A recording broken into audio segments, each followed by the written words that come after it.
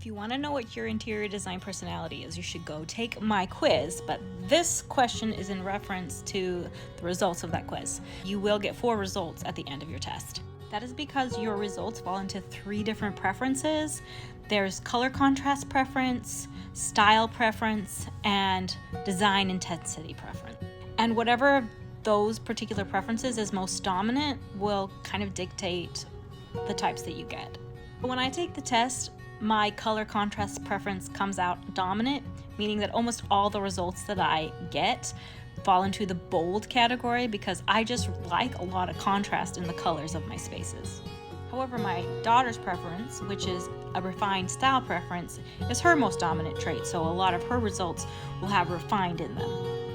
That kind of helps you understand how you can tweak little things to change the way that your room looks. By changing just one of the 3 preferences, you can really change how the space looks.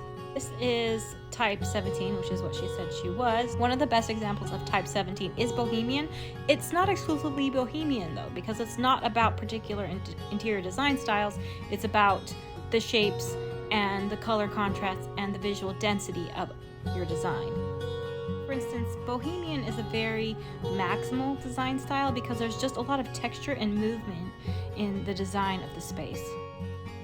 But if you take out a little bit of that movement, you will make it into something that's more of a transitional space, or even make it very minimal and it becomes more of a shaker space.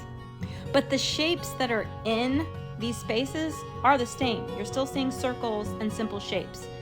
Here we have an example. If you make it subdued or make it bold, it's the color contrast between the lightest and the darkest shades. So this is all very similar, all one color.